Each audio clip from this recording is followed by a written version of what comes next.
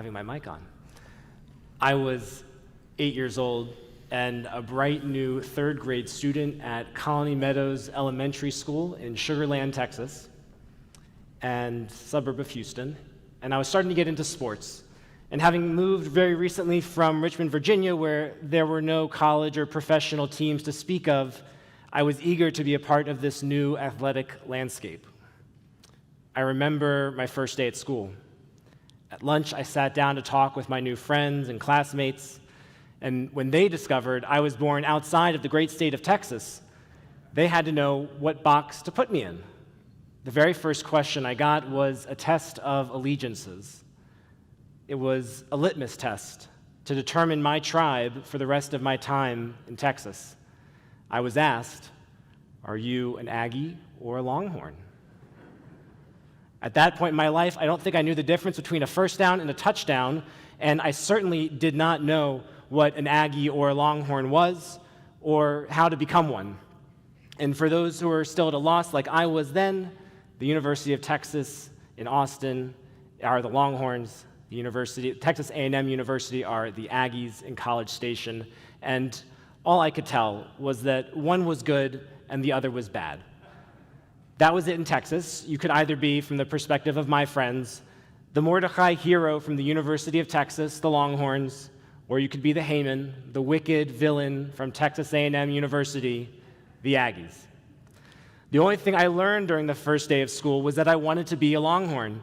Still wasn't sure how to become that, but since that day, I haven't encountered a decision so clear, a decision so easy to determine right from wrong. A few weeks ago, about 23 years after the lunch table discussion at Colony Meadows Elementary School, I was eating Ben & Jerry's ice cream. Well, really, it was the dairy-free kind because I have an Ashkenazi stomach, so technically it was frozen ice dessert. I digress. I never imagined that eating Ben & Jerry's would be a moment between choosing good versus bad. On the one side, there are the Zionists throwing out their chunky monkey against those in opposition, those anti-Semites who seek the destruction of the state of Israel, and to eat all of my dairy-free salted caramel swirl. And there I stood, between it all, holding a spoon and a pint full of chocolate fudge brownie. I started calling this ice cream Zionism. Suddenly, when Ben & Jerry's, the maker of Haroset-flavored ice cream, it's a real thing, it's delicious, pulled their stock of ice cream and production out of the West Bank, Zionists across the globe opened their freezers and the streets and sewers were flooded with soupy Cherry Garcia. For Ben & Jerry's and for Unilever, their parent company, this probably wasn't a very good business move. Many Palestinians and Israelis lost their jobs because of the change, and Ben & Jerry's and Unilever will certainly make less money for leaving the market. The move certainly made a statement and drew attention to the intractable and ever-deepening conflict between Palestinians and Israelis. But today, the beginning of September, we've largely moved on. Ben & Jerry's is mostly out of the news, and the Israeli-Palestinian conflict hasn't changed. Eat the ice cream, don't eat the ice cream. This will not end a military occupation of the West Bank territories, nor bring about a two-state solution any faster. If anything, this move has shown us what we already know, that the most effective way to change public policy is at the ballot box, and by lobbying for that policy change. And yet, where we stand on the issue of Ben & Jerry's ice cream, our stance is seen as a statement of our Zionism. But at its core, Zionism is the belief that Jews have a right to safety, security, and self-determination in our ancestral homeland, a Jewish state. We ought to measure our response to news concerning Israel and Palestinians based on this core definition. However, we are not just Zionists. We are hyphenated. Zionism has been and always will be a hyphenated term. In our case at Temple Emanu-El, we are progressive Zionists. And progressive in this case is in the Jewish context, not in the American political context. The word progressive here means loving a Jewish state, whether or not we love the Israeli government at any given time. Progressive means advocating for an Israel that reflects our Reform Jewish values. Today in Israel, our Reform movement advocates for progressive values on a daily basis. The Israel Religious Action Center, not some American organization imposing our culture on Israel, but Israeli Reform Jews who care about equality in public spaces, advancing the freedom of and from religion, entrusting and ensuring state recognition and equal status for Reform and conservative rabbis, synagogues, and institutions, strengthening Israel's democracy, advancing racial equality, combating hate, protecting the rights of converts and immigrants to become Israeli citizens and enjoy equal rights. This is progressive Zionism as it blooms from within Israel. This is what it means to be a progressive Zionist. Love the Israeli government, don't love the Israeli government, but always love the one and only Jewish state. A couple of months ago, we lost a giant of our movement. In Hebrew, we would call him Gedolei Hador, the greats of our generation. Rabbi Dick Hirsch, alav hashalom, was instrumental in the movement of progressive Zionism. Whether we know it or not, Temple Emanu-El is the embodiment of his vision. Rabbi Hirsch would always remind those he taught of the importance of that phrase from Deuteronomy, justice, justice you shall pursue, tzedek, tzedek tirdof. We at Temple Emanu-El live by these words. Our social justice committee is compelled by the urgency to lead us, to take us from the world where it is to the world that needs to be. But Rabbi Hirsch would remind us that tzedek, tzedek tirdof is not the end of the verse. The pursuit of justice isn't enough. That isn't where the words end. The verse continues, V'yarashta et haaretz asher Adonai Elohecha noten lach, so that you might live and inherit the land that Adonai your God is giving you. Tzedek, tzedek tirdof, v'yarashta et haaretz asher Adonai Elohecha noten lach. Justice, justice, you must pursue, so that you may inherit the land that Adonai your God is giving to you.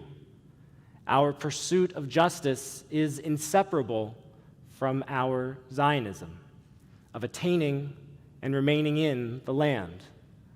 Rabbi Hirsch believed that the way for the Jewish people to best pursue tzedek is through Zion, justice through Zion.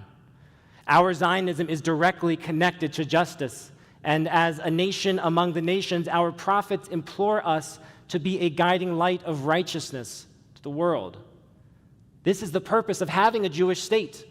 When we live out our Jewish values as a state, we perform tikkun olam, repairing the world. We bring tzedek, justice, through Tzion, Zion. Being a progressive Zionist takes courage and determination. Courage because Zionism is not necessarily in vogue in American liberal circles, and the progressive values of our movement are not necessarily accepted by those who sit to the right. However, the dilemma of progressive Zionism is not a recent phenomenon. 80 years ago, when Rabbi Hirsch was then just a boy living in Cleveland, his rabbi, a man named Abba Hillel Silver, was nationally and internationally known as one of the foremost Zionists. And at home in Cleveland, where he was the rabbi of a non-Zionist congregation, which was at the time the norm for classical Reform synagogues. Rabbi Silver's shul was devoted to the words of the prophets, statements like, do justice, love mercy, and walk humbly with your God, or the fast that I desire is to clothe the naked, to feed the hungry, and shelter those who live without. But this congregation was ambivalent on the question of Zionism. Being a progressive Zionist like Rabbi Silver in his day, in the 1940s, meant being a vocal critic of then President Franklin Delano Roosevelt, an icon and the recipient of near universal adoration from the American Jewish community. While Rabbi Silver held passionate progressive beliefs, he sharply criticized the Roosevelt administration for diminishing the threat that Hitler posed to the Jewish community of Europe. Later, Rabbi Hirsch described Rabbi Silver as having intellectual integrity and as someone who never shied away from voicing dissent. We ought to take a page from Rabbi Silver's book that being a progressive, a conservative, a Zionist, a patriot, these are not acts of blind faith. We do not have to accept the entire platform of beliefs that seemingly all others espouse. Another great Jewish teacher, of mine, of all of ours perhaps, Rav Steven Spielberg, taught us this lesson when Jedi Master Obi-Wan Kenobi told Anakin Skywalker that only the dark side deals in absolutes. Being a progressive Zionist, and for that matter, being a Jew, is a rejection of absolutism. It's an embrace of wrestling within the gray areas of life. Today, Israeli Reform Jews live in that difficult space, being like Rabbi Silver, aspiring towards values that they have not yet realized in the country. But we ought to pay attention, because we can find progressive Zionism in the dozens of Reform synagogues holding Rosh HaShanah services for thousands of Israelis this week. These services are led by more than 100 native-born Israeli Reform rabbis, and these rabbis are influencing graduating Israeli high school seniors to participate in Israel's Reform Movement Gap Year program before they enter the army, a very big thing in Israel. These young men and women are learning to become leaders in Israeli Defense Forces, guided by the values of our movement. Progressive Zionism is a part of every layer of Israeli society.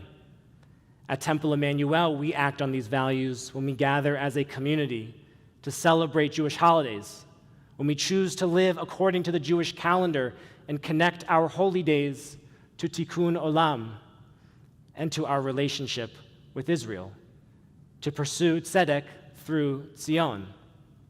Our teens act on these values when they travel with their rabbis on teen leadership trips to Washington, D.C., as we lobby our elected officials for a country that is consistent with our Reform values. And our adults act on this as well when we travel back to Capitol Hill for the AIPAC Policy Conference to lobby for a strong bipartisan American-Israeli relationship. This is all a very rosy picture I'm painting. But where progressive Zionism leaves the ideological conversations and meets the real world is when a beloved ice cream company, a Jewish-founded company no less, who pursues justice by donating proceeds to social justice causes, makes a business decision that does not necessarily align with our Zionism.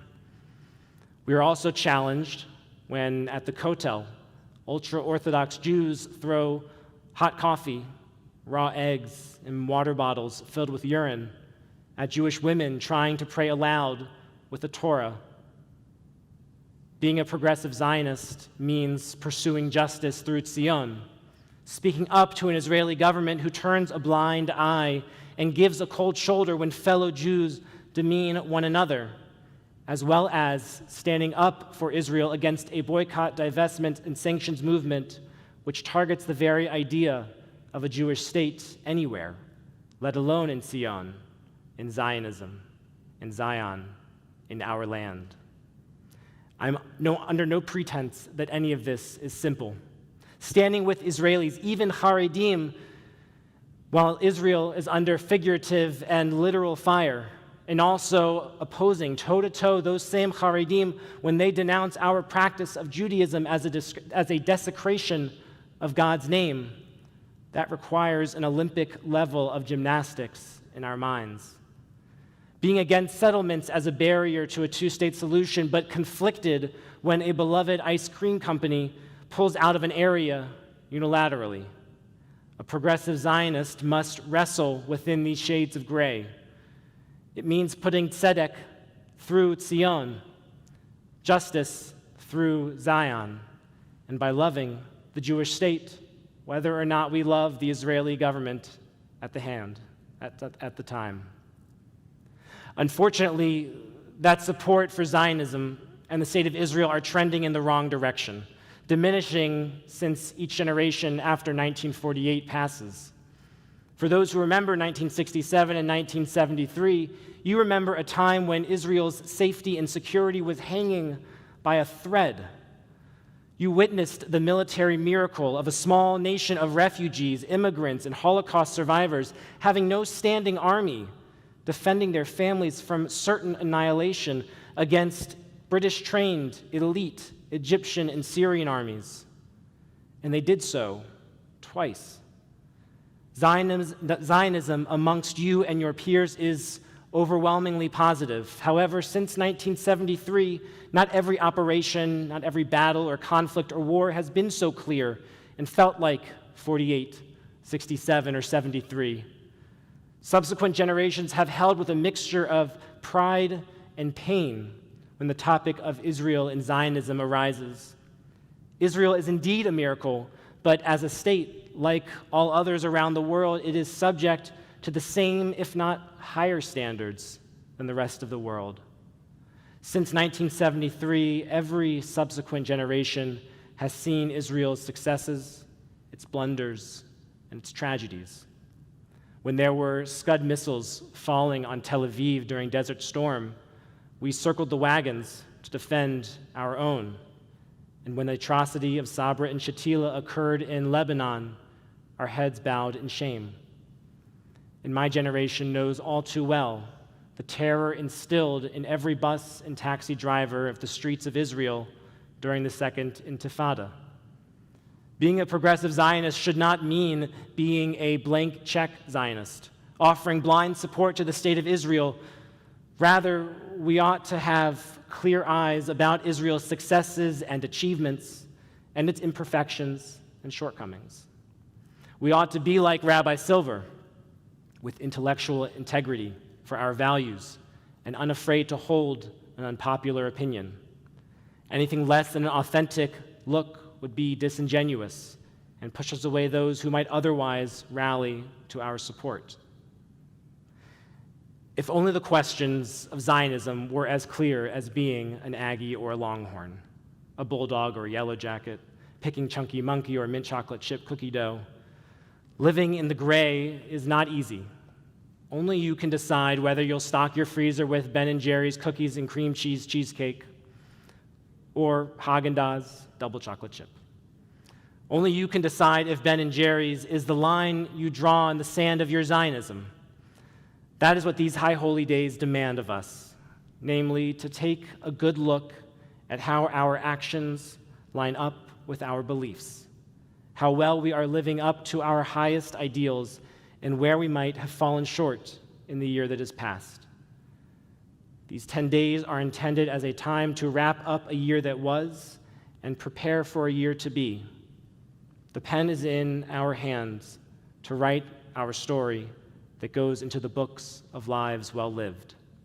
May that story be written with Ahavat Yisrael, a love of the people Israel, the land of Israel, and the state of Israel.